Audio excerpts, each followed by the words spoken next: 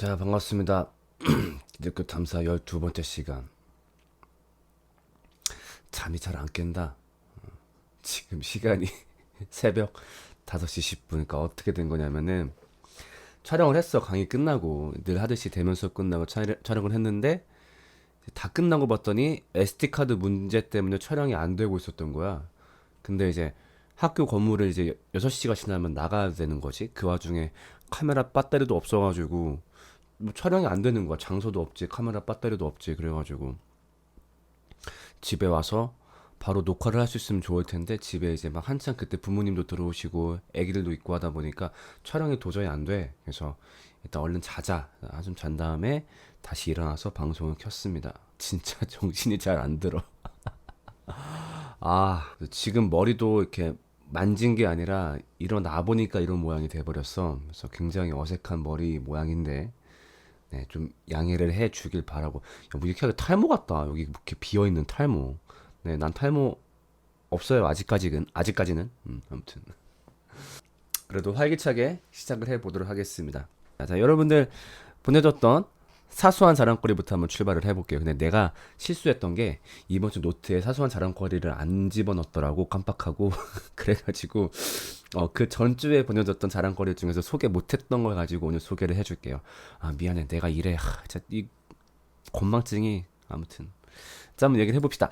어제 집에 이모들 오셔서 네일아트 해드렸어요. 이모가 예쁘다고 해주셨습니다. 잘했네. 그런 특기 갖고 있으면 좋아요. 그 왜 사람들한테 서비스 해줄 만한 특기 있잖아. 뭐 이런 네일아트도 괜찮고 아니면 특히 마사지, 시원한 거 그런 것도 연습해주면은 나중에 어떤 인간관계에 굉장히 도움이 돼요. 월요일부터 하루 9시간 공부하려고 독서실 다녀요. 벌써 이틀 성공했어요. 축하합니다. 하루 9시간 공부. 와. 그러니까 어쨌든 9시간 동안 앉아 있는 거지, 책상에. 정말 대단하다.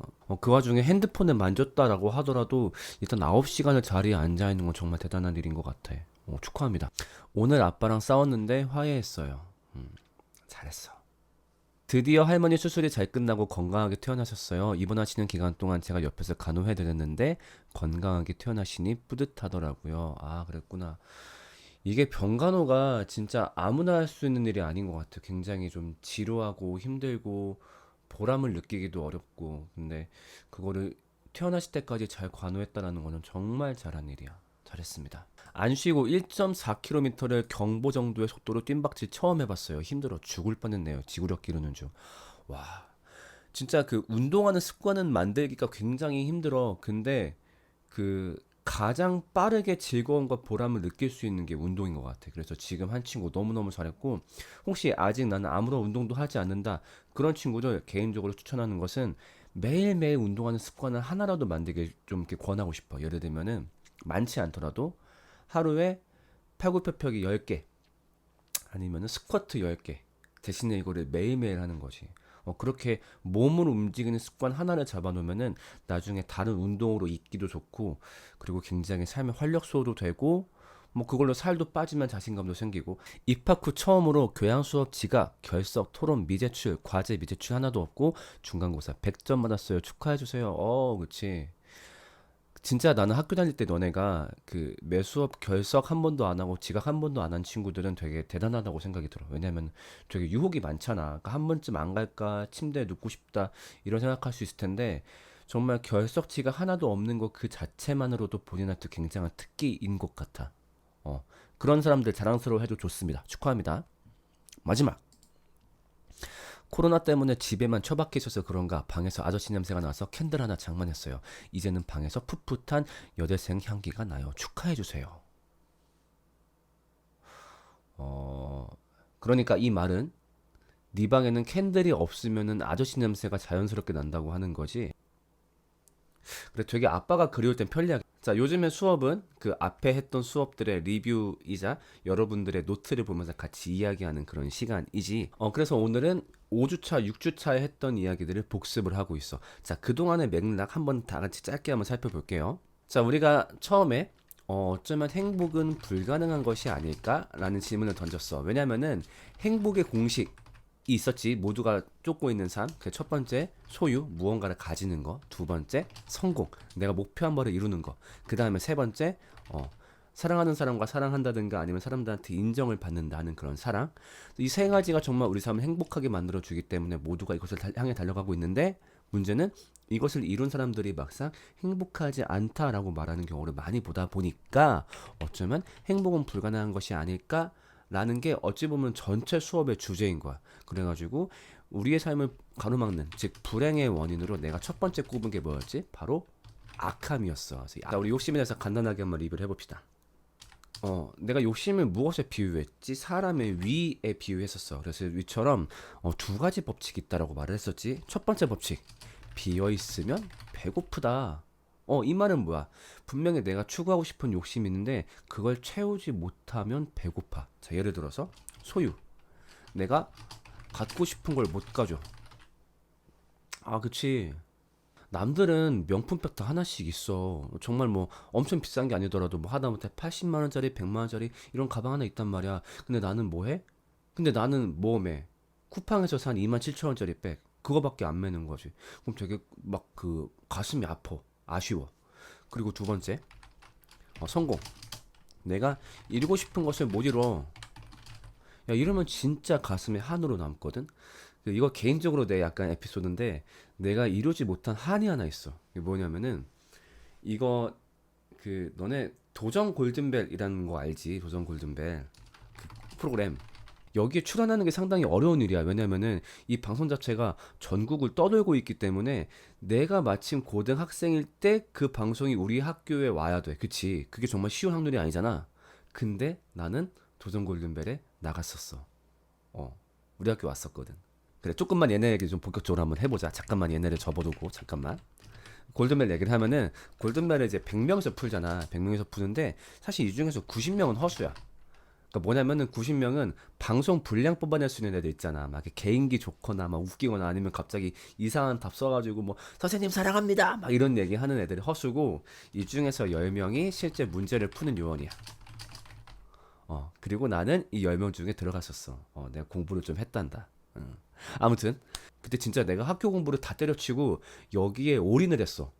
왜냐면은 도전 골든벨 이거 진짜 했을 때 얼마나 큰 영광이야. 이게 또 내가 지역이 시골이었으니까 이 중에서 방송 탄 사람도 많지 않을 텐데 내가 거기서 막 성과가 좀 좋아봐. 그럼 내가 얼마나 자랑스럽겠어. 그래가지고 진짜 세상의 모든 상식은 그때 다 섭렵했던 것 같아. 겁나 열심히 공부했거든. 근데 그래가지고 드디어 녹화 당일이 되었습니다. 돼가지고 이제 문제를 풀고 있는데 5번 문제 됐어. 5번 문제. 5번 문제가 뭐였냐면은 이순신 장군이 전쟁 때 띄운 것은 이렇게 얘기한 거야. 전쟁 때 띄운 것은. 그러니까 뭐 문제가 뉘앙스는 뭐 좀 달라질 수 있을 텐데 아무튼 전쟁 때 이순신 장군이 이것을 띄웠대. 그래서 이제 전쟁에 승리했다는 거야. 그래서 거북선인가? 근데 보통 거북선을 띄웠다라고 표현하나 그냥 만들었다라고 표현하지 않나? 약간 좀 찝찝했는데 아무튼 거북선 적었지? 근데 이게 답이 아니었던 거야. 답은 연이래. 그래서 좀 당황스럽긴 했었는데 그런가 보다 하고서 그냥 패자석으로 그냥 가볍게 갔지. 왜? 우리한테는 뭐가 있으니까? 패자부활전이 있으니까 걱정하지 않았어. 근데 패자부활전이 어떤 방식으로 근데 패자부활전이 어떤 방식으로 이루어졌냐면은 선생님들 10분이 나와 10명이 나와가지고 어떤 게임을 했냐면은 그 페트병에다가 물을 조금만 채워놓고서 그 딱밤으로 페트병을 딱 쳐가지고 다시 일어서게 하는 그 게임을 한 거야. 그래가지고 선생님들 한 명당 10%를 부활시켜 주는 거지. 그러니까 예를 들면 선생님들이 5명 성공했다. 그러면은 이제 그 패자들 중에서 50%를 부활시켜 주는 방식인 거야. 자, 근데 그때 선생님들이 무려 8명이 성공하셨어. 그래서 80%가 부활을 하게 되는 거야. 이제 80%가 부활하는데 어떤 방식으로 부활하냐면은 이제 미리 그 패자 번호가 새겨진 공을 어떤 화면에 집어넣고 그걸 이제 무작위로 뽑는 거야. 이 교장쌤이 그걸 뽑는 거야. 그래서 뽑기 시작하는 거지. 뭐 23번 와 나가고 뭐 42번 막 하는데 내가 안 뽑힌 거야. 그리고 그냥 계속 녹화가 진행되는 거야. 뭐 어떤 형 막 그 다음 문제도 떨어져서 바로 막 들어오고 막 그랬단 말이야. 막 아 나 떨어졌네 헤 하면서 떨어. 근데 근데 나는 문제 푸는 요원인데 내가 선발이 안 된 거야. 너무 허무한 거야. 근데 그때 이제 우리 학교가 48번인가? 48번까지인가 문제를 풀었거든. 근데 나는 이 48번까지 정답을 다 알고 있었어. 근데 내가 얼마나 허무했겠어. 그래가지고 내가 지금도 도전 골든벨을 못 봐. 어. 그러니까 어찌 보면 좀 웃긴 거야. 그러니까 뭐 내가 48번까지 갔다라고 해도 정말 막상 내가 그 자리에 갔으면은 내가 떨려서 못 풀었을 수도 있는 거고, 또 그거를 진출하고 못 진출 못하고가 그렇게까지 중요한 문제도 아닌데, 뭔가 내가 잡을 수 있었던 꿈을 못 이뤘다라는 것 자체가 정말 천추의 한으로 남더라고. 그래서 아무튼 뭐 중요한 건 골든벨이 아니라 이제 아무튼 자기가 목표로 못하는 걸 못 이루면 굉장히 불행하다라는 거지. 그러니까 야, 그 되게 뭐 이게 되게 집에서 얘기하니까 되게 수다 떠는 기분 든다. 수업을 찍는다라는 느낌보다도 되게 수다 떤다라는 기분이 든다. 너네도 편하게 들어 알았지? 그냥 뭐 이렇게 침대에 누워서 알았지? 그냥 그렇게. 자, 그 다음 사랑도 마찬가지지. 내가 얻고 싶은 사랑을 못 이루어. 예를 들면 그게 뭐야? 짝사랑, 그치? 저 사람하고 사귀고 싶은데 못 사귀어. 아니면 뭐 부모님의 반대로 헤어져. 아니면 꼭 이런 연인 관계가 아니다라고 하더라도 예를 들면 뭐 외로움을 느껴. 나도 인싸가 되고 싶은데, 나도 친구가 많고 싶은데, 사람들이랑 잘 못 어울리는 거지. 그랬을 때 굉장히 그것이 만들어내는 비참함이 커. 그런데 문제는 뭐냐? 자, 그래서 배고프니까 채웠어. 채우면 위의 크기가 반드시 늘어난다라는 점. 그래서 또 우리는 배고픔 때문에 고생을 해야 된다. 그래서 결과적으로 평생 불만족 때문에 고생하거나 아니면은 그 욕심을 무리하게 채우려다가 자기 파괴적 혹은 이웃 파괴적인 삶을 살게 된다라고 하는 거지. 이것이 바로 욕심이 우리 삶에 만들고 있는 불행인 것 같아. 자, 그래서 너희들 노트를 좀 이렇게 봤었는데 그때 한번 같이 얘기를 한번 해볼게. 욕심은 자신을 더 나은 곳으로 이끌 수도 있고 더 낮은 곳으로 이끌 수도 있다는 생각이 들었습니다. 오, 이거 잘했다. 이거 라임 아니야? 더 나은 곳으로, 더 낮은 곳으로, yeah. 아무튼 그러니까 맞아, 분명히 욕심이 있기 때문에 우리가 더 나은 삶을 살게 되는 것은 맞아. 어떤 추구가 생기니까. 그런데 그 추구가 정말로 나의 발전할 만큼만 딱 욕심을 내고 그것이 무리한 선까지 넘어가지 않게 그 욕심을 딱 끊을 수 있다라고 하면 얼마나 좋겠어. 근데 사실 우리들 대부분은 그런 마음을 가지기가 쉽지가 않은 것 같아. 욕심의 법칙이 가장 기억에 남았던 것 같아요. 저도 채우면 늘어나고 채우면 늘어나듯이 이것만 가지면, 이것만 해결되면 행복할 것 같다가 또 다른 것을 갈망하고 원하는 것 같았어요. 저는 특히 사람의 관심이나 사랑에 대해서 좀 이런 부분이 있는데, 좋은 사람이 옆에 있음에도 불구하고 더 좋은 사람, 더 나은 사람을 찾거나 옆에 두려고 애쓰거나 또 그로 인해서 상처받아서 불행해졌어요. 그렇지. 그러니까 사람은 인정 욕구가 굉장히 강하다 보니까, 아니면 사람에 대한 애정 욕구가 굉장히 강하다 보니까 그 마음을 쉽게 만족할 수 없는 거지. 그래서 너희 중에서 간혹 가다가 여친 사귀고 싶어, 남친 사귀고 싶어. 왜? 내가 외롭거든. 이 사람은 연애 시작했을 때 반드시 불행해진다. 세상에 외로움을 완벽하게 메꿔줄 수 있는 관계는 없어.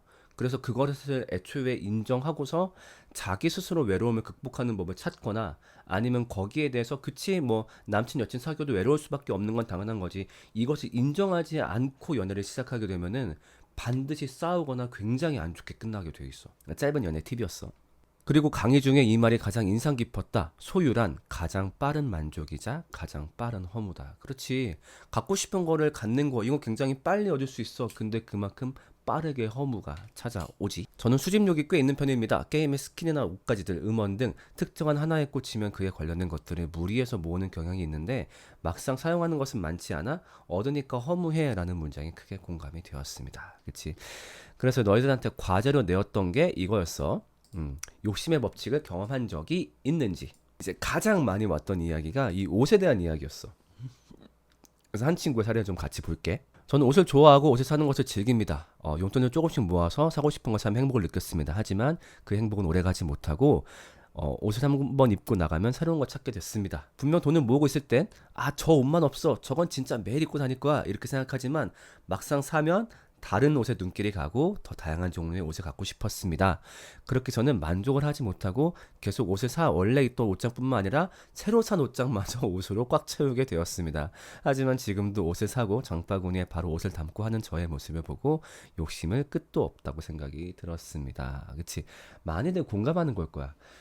사실 우리가 어떤 옷 한 벌을 살 때도 굉장히 고민하면서 사지. 그리고 매장 가서 그 옷을 고를 때 또 굉장히 설레는 마음으로 산단 말이야. 아, 드디어 마음에 드는 걸 찾았어. 뭐 지금 내가 입고 있는 뭐 이거나 이것도 사실 마찬가지였거든. 사면서 되게 설렌단 말이야. 빨리 이제 이거 입고 외출하고 싶다. 막 이렇게 생각한단 말이지. 자, 그렇다는 거는 우리 집 옷장에 있는 옷들은 내가 그렇게 정말 설레는 마음으로 픽했던 것들이 쌓여 있는 곳이잖아. 그러니까 항상 옷장을 볼 때마다 설레고 두근거리고 와, 여기 있는 옷들 너무 보기 좋다라고 생각을 하겠지?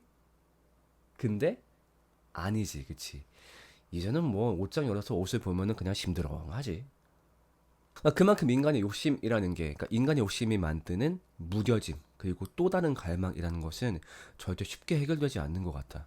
그 다음에 또 많이 나왔던 게 이제 학교에 대한 문제. 그러니까 왜냐면 너희들이 고3 때 워낙 그 대학 진학에 대해서 예민하다 보니까, 이제 어떤 친구가 이제 이런 얘기를 했어요. 원하는 학과에 재학하게 되어서 세상을 날아갈 것 같이 기뻐했었던 때가 있었는데, 이루고 나니 또 다른 힘든 일들이 생기면서 만족감보다는 허무함을 느끼게 되었고, 저보다 더 나아 보이는 다른 친구들을 부러워하기도 합니다. 그렇지. 그러니까 그렇게 갈망하는 과에 합격을 했어. 이제 정말로 좋겠지라고 했었는데, 사실은 이쪽 계열에서 더 좋은 학교를 간 친구가 또 보이기 시작하는 거지. 아, 쟤는 좋겠다. 기왕 할 거 좀 공부 더 해서 저기 갈 걸. 그래서 막상 그 좋은 대학교 간 친구들 얘기 들어보면은 또 그 친구들도 또 아쉬움을 느끼고 있더라고. 또 혹은 이 학과에 애초에 진학도 못한 사람들은 나를 보면서 그런 생각할 수도 있을 거야. 아니, 들어간 것만도 고마워해야지 무슨 또 다른 학교를 바라봐. 그치? 그만큼 인간의 욕심이란 건 끝이 없는 것 같아. 그래서 그 다음으로 내가 냈던 과제가 욕심의 법칙으로 삶이 망가진 사례를 좀 조사를 해봐라. 그러니까 분명히 우리 삶을 행복하게 해줄 요건들을 만족했는데 이것이 오히려 더 다른 욕심을 갖고 오게 해서 그 욕심 때문에 삶이 망가진 사례. 뭐 여러 가지가 있었는데 좀 내가 개인적으로 되게 공감이 많이 갔던 게 그 유튜버의 뒷광고 문제. 최근에 많이 문제가 됐었지. 난 특히나 이분 그 이제 슈스스라고 하지 그 한혜연 씨 사건이 좀 되게 희한하고 좀 이해가 안 갔어요. 왜냐면은 이분은 원래 잘 나가는 분이잖아, 그치? 아니 스타일리스트 중에서 그렇게 방송 많이 하는 분이 어딨고 이렇게 잘 알려진 분이 어딨어? 근데 이분이 유튜버를 한다길래 아 원래 버는 양반이니까 그냥 뭔가 부업 삼아서 하시겠지 그렇게 생각했었는데 알고 봤더니 이제 이걸 하시면서 이제 뒷돈을 받으셨던 거지. 그래서 내 돈 내산해서 아 내 돈 주고 내가 산 거예요라고 말을 했는데 알고 봤더니 이제 돈을 몰래 더 받고서 자기가 샀다라고 거짓말을 한 거지. 그러니까 우리가 봤을 때 아니 저 정도 벌 정도면 돈에 딱히 욕심도 안 가져도 되지 않나 싶은데 막상 그 입장 돼 보면 그게 아닌가 봐. 자, 그래서 욕심이란 주제에 대해서 우리가 다시 한번 생각을 해보면은, 그러니까 우리는 이것을 벗어날 수 없다는 거지. 정말로 내 삶을 도울 만큼의 욕심만 딱 낼 수 있으면 좋겠다만 보통 인간이 그렇게 되지가 않지. 뭐 예를 들면 뭐 주식이나 비트코인이나 이런 거 하는 사람들 보면 되게 잘 알 수 있을 거야. 아니면 뭐 도박을 하는 사람들 보면은 아, 내가 딱 이만큼만 따고서 딱 손절할 거야. 이만큼만 따고 딱 나올 거야.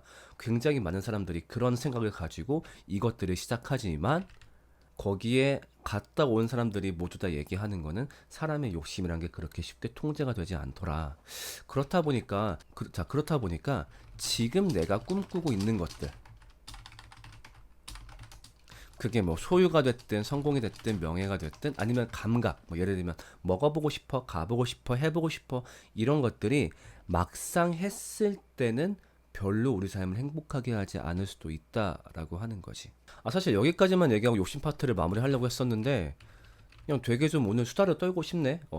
그 수업 분량을 좀 길게 가져갈게. 그 대신에 내가 수업 시간 체크 30분만 들으면 출석으로 인정해 줄 테니까 그만큼만 듣고 꺼도 돼. 그냥 오늘은 어차피 들었던 얘기들이니까 그냥 뭐 더 들을 사람은 더 듣고 그냥 수다나 떨자 그냥 이런 생각으로 나도 뭔가 좀 그렇게 수업을 좀 해볼게. 그러니까 특히나 이제 욕심에 대해서 얘기할 때 나는 그 사랑에 대한 욕심도 한번 더 얘기해보고 싶은 게 유부남으로서 그 이 수업을 보는 사람들 중에서 그 나중에 결혼에 대한 로망이 있는 사람도 되게 많을 거야. 그러니까 지금 남친 여친이 있는 사람들은 아 정말 이 친구하고 같이 살면 어떤 기분일까. 그래서 정말 아침도 같이 맞이하고 저녁도 같이 맞이하고 또 아니면 아직 그 애인이 없다라고 하더라도 정말 내가 사랑하는 사람을 만나게 돼서 그 사람과 같이 살면 어떤 기분일까 막 알콩달콩 살고 특히나 나도 이제 그 미혼 때 많이 갈망했던 게 같이 장 보는 거.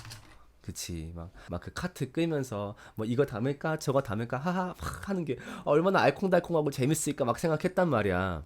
자 그렇다면은 지금 전국 마트에 있는 수많은 부부들은 그 장 볼 때 너무너무 행복하겠다. 그치? 그렇게 갈망하던 그 순간을 이루었으니까. 아, 여보, 그냥 가자.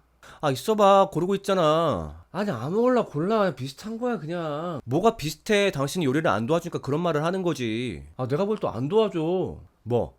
3달 전에 도와준 거? 그거 하나? 지금 그거 갖고 생각내는 거야, 지금? 여기 사람 많다. 그만하자. 사실은 요게 조금 더 현실 버전에 가깝지. 그러니까 우리가 되게 쉽게 정말 그 정말 원하는 것을 이루면 행복할 거다라고 생각을 해. 그러니까 지금 같은 경우는 결혼이란 걸 이루면 나한테 행복이 찾아오겠지? 근데 안 그런 것 같아. 사람의 욕심은 끝이 없고, 그리고 그 욕심이 만드는 무뎌짐은 정말 정말 무서운 것 같더라고. 자, 이것이 바로 첫 번째 주제인 욕심이었습니다. 그 다음에 우리가 배웠던 게 바로 이제 관계 문제였어. 자, 관계는 뭐냐? 우리가 행복의 공식을, 우리가 행복의 공식을 뭐라고 얘기했지? 그, 소유, 성공, 사랑, 이렇게 3가지라고 얘기했었는데, 이 중에서, 가장 행복에 근접한 것을 꼽으라면 뭐라고 했지? 바로 사랑이라고 얘기했어. 생각해봐. 어떤 사람이 소유와 성공을 다 이루었어. 정말 갖고 싶은 거 다 갖고 모든 꿈을 다 이루었단 말이야. 근데 모든 사람이 그 사람을 싫어해. 아니면 정말 집에 가면은 마음 편하게 얘기 나눌 상대조차 없어. 좀 되게 불쌍한 삶이지. 근데 소유 성공을 좀 못 이뤘어.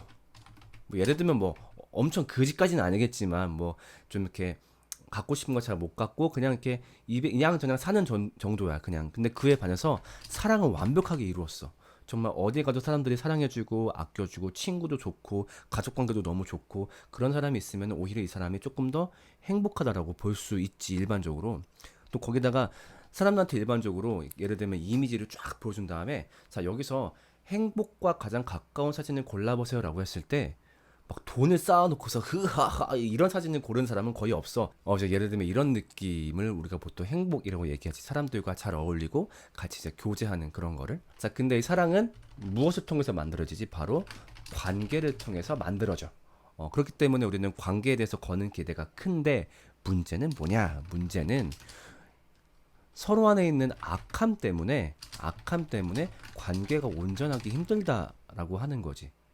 근데 더 큰 문제는 관계에 거는 기대치가 워낙 크기 때문에 이 관계가 깨졌을 때 발생하는 어떤 마음의 충격이나 힘듦이 상상을 초월한다는 것이.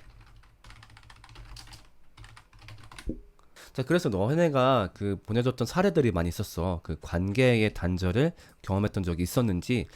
근데 요거 같은 경우는 조금은 개인적인 프라이버시가 많이 있다 보니까 사진이 직접적으로 보여주진 않을게. 되게 많이 등장했던 사례가 이제 중고등학교 때 어떤 이제 따돌림, 모함, 그리고 이제 어떤 집단에서 이제 배제되고 이제 이런 것들 얘기를 많이 해주더라고. 그 다음에 이제 어떤 연인 관계가 깨졌을 때, 특히 정말 내가 보면서 가장 가슴 아팠던 게 이제 여자친구가 바람 피우고 있다는 것을 알게 된 사례는 진짜 너무 내가 봐도 가슴 아프더라고. 근데 생각해봤을 때 이제 이런 사례들이 우리한테 어떤 직접적인 손해를 주는 건 아니야. 그러니까 뭐 누가 날 따돌려, 누가 날 싫어해, 그냥 그게 끝인 거야. 그 싫어한다는 게 나한테 어떤 물리적인 타격으로 오는 것도 아니고, 뭐 내 경제권이 막히는 것도 아니고, 그리고 뭐 여자친구랑 헤어졌어? 그럼 그냥 뭐 원래 상태로 돌아가는 거지. 어차피 원래 우리는 혼자였으니까. 그거 일 뿐인데, 사실 막상 그 일을 당하면은 마음이 진짜 힘들어. 누군가 날 싫어해, 누군가 날 증오해. 뭐 그러라고 하지. 이게 쿨한 척할 때도 있긴 하지만 사실은 진짜로 마음이 힘들 때가 많지. 그거는 사실 성인이 돼도 마찬가지인 것 같아. 성인이 되어도 진짜 그 누구랑 싸웠어, 관계가 틀어졌어, 되게 안 좋아.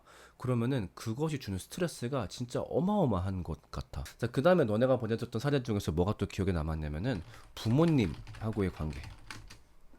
생각보다 가족한테 상처를 받은 사람들이 되게 많더라고. 그러니까 특히나 부모님 같은 경우는 우리가 되게 가장 큰 사랑을 기대하는 관계다 보니까 만약에 이분들에게서 그런 기대가 깨졌을 때 얻는 충격의 양이 굉장히 큰 것 같아. 근데 사실 너네가 보내줬던 사례 중에 대부분들은 이렇게 어떤 감정적인 문제인데, 너희가 나중에 본격적으로 성인이 되어가지고 이제 돈을 만지기 시작하잖아. 그러니까 즉 이제 어떤 사업을 한다거나 아니면 어디 직장에 들어간다거나 본격적으로 이익을 사람들과 공유하기 시작할 때, 아니면 이익을 돕고서 사람들과 경쟁하기 시작할 때 진짜 이 인간관계 혐오의 끝판을 보게 돼 진짜. 아, 사람들 진짜 더럽다. 사람들하고 어울리기 싫다. 내가 정말 이딴 관계 속에서 살아야 되는 건가를 느낄 정도로. 그래서 예를 들면 뭐가 있었냐면은 좀 한 가지 보여주고 싶은 사례가 있는데 이번에 문제가 되었던 타이어뱅크라는 회사인데 그러니까 여기가 이제 타이어를 갈아주는 회사인데 아마 이렇게 길 가면서 많이 봤을 거야. 특히 이제 이렇게 생긴 매장들을 아마 많이 봤을 건데 이제 여기가 뭐가 문제가 됐냐라고 하면은 이제 어떤 사람이 여기에 타이어를 바꾸러 간 거야. 이제 차를 맡기고 쉬고 있는데 갑자기 부르는 거지. 사장님 잠깐 와보셔야겠는데요. 왔어요. 왜요? 그러니까 사장님 이게요 지금 타이어만 갈 게 아니라 이 바퀴를 같이 갈아야 되겠어요. 그러는 거야. 그래서 바퀴요? 왜요? 가서 봤더니 자 여기 사진처럼 이렇게 찌그러져 있는 거지. 이거 몰랐네요. 이거 찌그러져 있네. 네, 이거 가셔야 돼요. 이거 안 가시면 큰일 나요. 이렇게 얘기하는 거지. 그래가지고 알았어요, 갈아주세요라고 얘기했는데 이 사람이 뭔가 찝찝한 거야. 저렇게까지 깨질 리가 없는데. 그래가지고 그 블랙박스를 돌려봤지. 블랙박스를 돌려봤더니 이제 이 사람이 일부러 그 휠을 찌그러뜨린 거야. 지가 찌그러뜨리고서 이제 휠이 이제 이걸 교체해야 된다라고 이제 사기를 친 거지. 그래서 이게 폭로가 돼가지고 난리가 난 사건. 그래서 이제 그 타이어뱅크를 이제 조사해봤더니 뭐 공식적으로 이렇게 해라까지는 아니지만은 약간은 암묵적으로 되게 자주 사용했던 어떤 사기 행각, 장사 수법이라고 하더라고. 그러니까 이런 걸 보면은 정말 되게 스트레스를 받는 거야. 그러니까 왜냐하면 나도 타이어를 최근에도 갈았었는데 그러니까 나는 그냥 타이어를 갈고 싶을 뿐이야. 뭐 내가 공짜로 하고 싶은 것도 아니고 제값 내고서 그냥 내가 받아야 마땅한 걸 받고 싶을 뿐인데 어쨌든 그걸 살면서 사람 간의 관계를 겪어야 되잖아. 근데 이렇게 악함이 있는 사람들이랑 관계를 해야 되는 게 너무 싫은 거지. 아, 왜 이렇게 사기를 치는 거야? 내가 대가를 안 준다는 것도 아니고. 그러니까 정말 내가 이런 사람들하고 어울려야 되나? 같이 살아야 되나? 아, 살 수밖에 없어. 왜 그래야 뭐 사업도 하고 뭐 지금처럼 물건도 사니까. 근데 그럴 때마다 이렇게 사람들한테 환멸을 느끼다 보니까 아니 이런 악한 사람들하고 내가 관계를 정말 계속 해야 되나 막 이런 모멸감이 드는 거야 진짜로. 뭐 이런 것뿐만 아니지. 예를 들면 뭐 나중에 너희가 핸드폰 살 때, 중고차 살 때, 집 계약할 때, 사업할 때, 같이 동업할 때, 직장 상사와 만났을 때, 아니면 직장 후배와 만났을 때, 군대에서 사람들과 만날 때, 그러니까 우리는 앞으로 수많은 관계를 할 수밖에 없는데 그때 인간의 악함을 경험을 해야만 하는 거지. 이런 관계를 하고 사는 게 너무너무 싫은 거야. 그리고 가끔은 솔직히 내 안의 악함 때문에 관계가 깨지는 것도 경험을 하면서 아 정말로 사람을 만난다는 게 너무너무 싫다라고 느껴지는 때가 이제 아마 올 거야. 그 저번에 같이 봤지만은 뭐 직장인 중에 80%가 인간관계가 힘들다라고 얘기를 하지. 정말 공감 가는 것 같아. 사람을 힘들게 하는 건 결국 사람인 것 같아. 그렇죠. 특히나 이제 여기에 대한 문제가 나중에 너희한테 언제 크게 영향을 미치냐면 나중에 너희가 가정을 형성할 때. 아까 얘기했듯이 이걸 보는 친구들 중에서 나중에 이제 결혼을 통해서 가정을 꾸리는 것을 꿈꾸는 사람도 많을 텐데 요새는 그와 동시에 그 1인 가정을 꿈꾸는 사람들도 되게 많을 거야. 근데 1인 가정을 왜 꿈꿔요? 라고 했을 때 뭐 그 원인은 다양한 게 있을 거야. 뭐 경제적인 이유로 내가 결혼하기에는 돈이 많지 않고 아니면 좀 어떤 그런 자유 편하게 집에서 쉬고 싶고 아니면 내가 누구한테 얽매이는 게 싫고 이런 이유도 많이 있어. 근데 적지 않은 이유 중에 또 하나가 뭐냐면은 바로 인간관계에 대한 우려인 거야. 그러니까 뭐냐면은 결혼한 사람들 봤었는데 이 관계 때문에 오히려 더 고통스러워하거든. 이혼율이 33%야. 그러니까 세 커플 결혼하면 한 커플이 헤어지는 거야. 보면은 그때 상대방의 악함 때문에 아니면 내 안의 악함 때문에 막 이혼을 하는 거지. 뭐 결혼했는데 뭐 그쪽이 바람을 폈다라든가 아니면 자신이 좀 그런 실수를 했다라고 하든가 아니면은 서로 안에서 굉장히 큰 단점을 몰랐는데 그러니까 이런 사람인지 몰랐는데 알게 돼가지고 막 이혼 한 해 만에 싸우고 또 그런 관계뿐만 아니지 뭐 시댁 뭐 시어머니 그리고 뭐 시누이 시아버지 그 다음에 처가 뭐 장인어른 막 장모님 그런 관계 때문에 맨날 싸우고 지지고 볶고하는 이야기가 막 주변에서 널리고 막 천지고 하다 보니까 좀 막 가정을 이루기가 싫은 거지. 그리고 심지어 나중에 자녀와의 관계 내가 부모님에게 했던 짓을 이제 누군가가 나한테 할 거거든.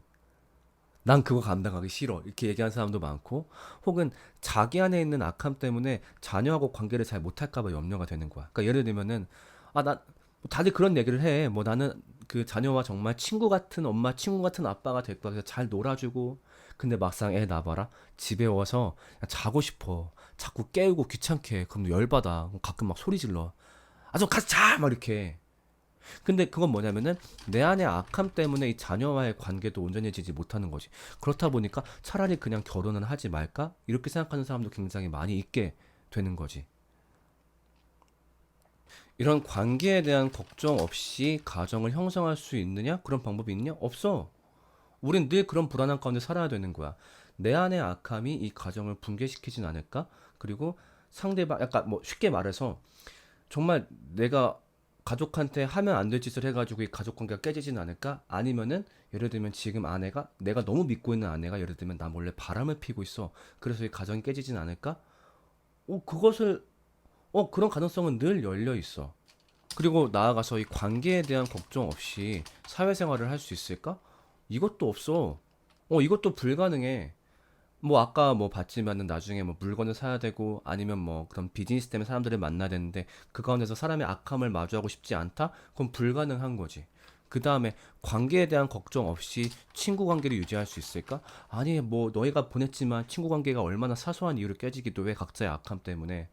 근데 문제는 이런 일이 발생하게 되면 뭐 가정이 깨지든 뭐 사회 어떤 그런 사회에서 만나는 인간 관계가 깨지든 친구 관계가 깨지든 간에 이것들의 깨짐이 우리한테 굉장히 깊은 상처를 준다라고 하는 거지. 그래서 인간은 이러한 관계 때문에 불행해지는 것 같아. 그래서 결론적으로 얘기를 하자면은 이제 우리는 악함 때문에 불행하다. 그 중에서도 악함이 만드는 욕심과 관계가 우리 삶에서 굉장히 지속적인 불행을 만든다. 이것이 바로 오늘의 이야기였어. 자, 다음 주에는 이제 마지막 리뷰이지. 8주차, 9주차에 대한 리뷰를 같이 해 나갈 거야.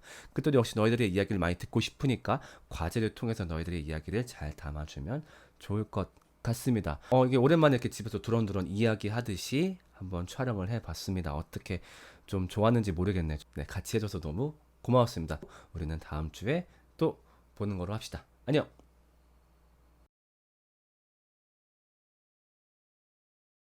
내 인생 영화는 비포 선라이즈라는 영화야. 여기는 비포 선라이즈.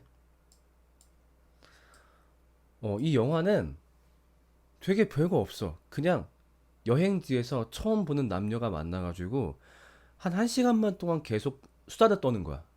근데 그 영화를 보면서 그 가슴이 설레가지고 어떻게 참을 수가 없어. 그러니까 얼핏 보면 좀 지루하긴 해. 어떤 특별한 사건이 발생하는 것도 아니고 그냥 두 사람이 끝날 때까지 수다만 떨고 끝나.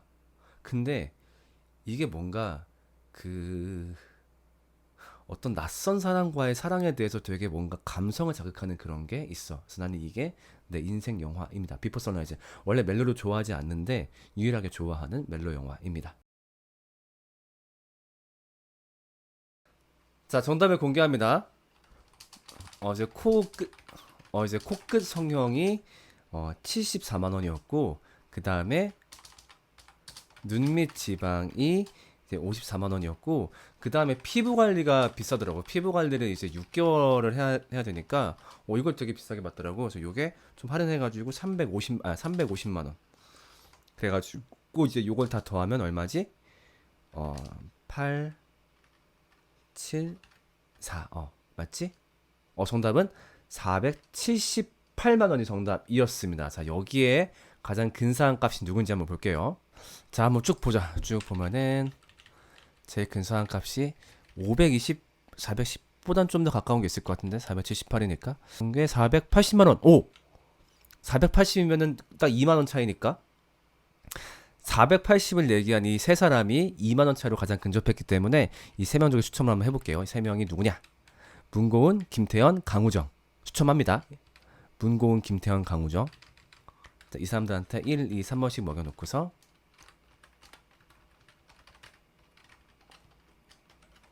하나, 둘, 셋, 뿅. 2번. 오케이. 여기 있는 김태현 친구가 당첨이 됐습니다. 나한테 카톡 하나 보내면 내가 답장으로 기프티콘 보내줄게. 수고했습니다. 한가사차를 찾은 일에 너무세요 하나 둘셋 어? 어디 갔지? 잠깐만. 여기 뭐가 있었는데 어디 갔지? 어디 간 거지? 있어요. 우와! 우와! 한 번 더 보여줄 수 있어요? 응. 하나 둘셋 어디 갔지? 이번에 아빠가 한번 찾아볼게요. 모가가 어디 갔지 있었는데? 모가가 어디 갔지? 여기 있나?